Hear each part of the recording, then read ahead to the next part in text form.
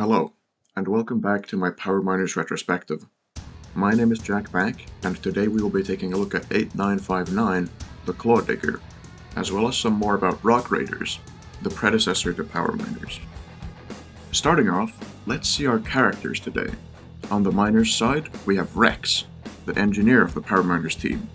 He comes with another new faceprint and a torso print that features a bomb emblem.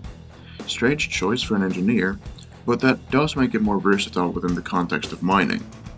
Rex also appears to have joined the World Racers after the Power Miners mission.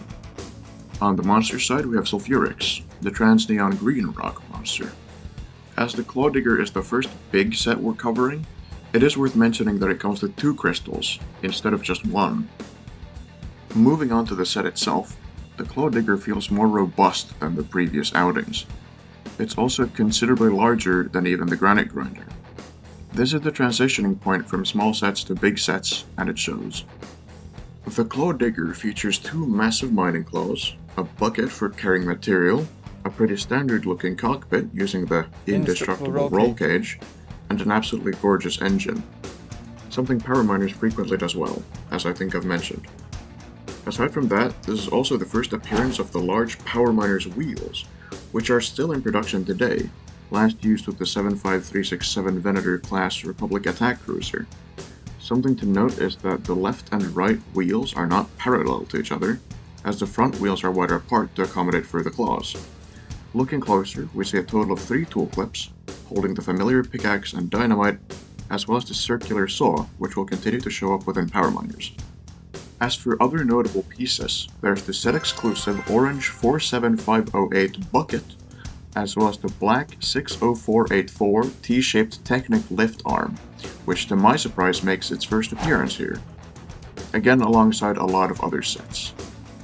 Moving on, the Claw Digger has always felt a bit underwhelming with its play feature. You grab the knobs on the sides and turn them to make the big mechanical claws, or perhaps more appropriately pickaxes, move up and down to hit whatever's in front of it. Compared to its peers, this mechanism is incredibly simple as it doesn't feature any gears or anything of the like. It's a direct mechanism. This isn't a huge issue, but I just feel like there's a more interesting way of doing this. Oh hey, a more interesting way of doing this. So, with a little bit of modification, it's possible to make the 2 claw arms alternate automatically as you turn either knob. Something to note is that the black axles have to be lined up in a certain way for this to work. While this does restrict freedom a little bit as they can't move separately, I feel that it's a bit of a missed opportunity not to do it. This modification also allows for the claw arms to be propped up at about 45 degrees, which it normally can't do. Another modification I found is this awesome redesign of the Claw Digger that makes the claw arms move as it rolls forward. As if that isn't insane enough already, it has an off switch. This is more advanced than any actual Power Miners set, and I just had to give it a mention here. It can be found on Rebreakable, and it was made by Mobilox Studios. Now, moving on to the second topic of today's video, Rock Raiders. If you know about me, you probably know about RR Slugger, and if you don't, change that now. Well, after this video anyway.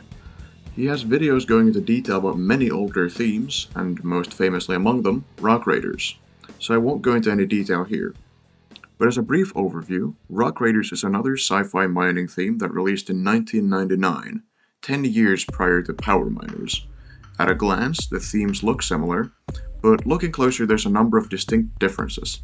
The debate between the 2 usually boils down to Rock Raiders having better atmosphere, but worse play features than Power Miners.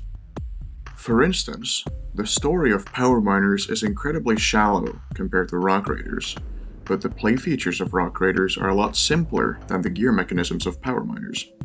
Another notable difference between the themes is that the Power Miners have a very uniform appearance, only differing in face prints, emblems, and sometimes shirt colors and types, while the Rock Raiders are all very distinct from one another.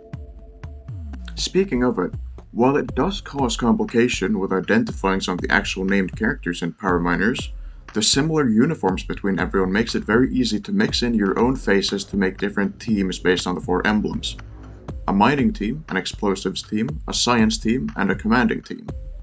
In this way, It feels like Power Miners struck a debatably perfect balance between the very individualistic characters of Rock Raiders and what were effectively clones in Mars Mission, to make a team that can be slightly army built to actually have enough miners for all their vehicles.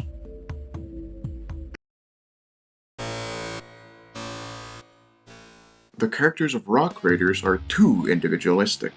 While it's quite the breath of fresh air within LEGO, a team of 5 or 6, if you have a spare $400 lying around, aren't enough to pilot the, 10 vehicles of Rock Raiders, excluding alt builds and Kabaya sets, that is. Having duplicates of such a distinct cast will also stick out a lot more than duplicates of the Power Miners. And sure, you could use the standard miners from the game, but then is that any better than, say, Mars Mission? It is also worth noting that for the standard miners, you would need to collect a bunch of the Sparks character, who is the hardest to get your hands on, excluding the aforementioned $400 purchase.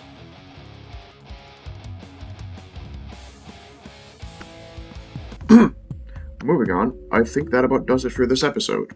Join me again next time for a look at 8960, the iconic Thunder Driller.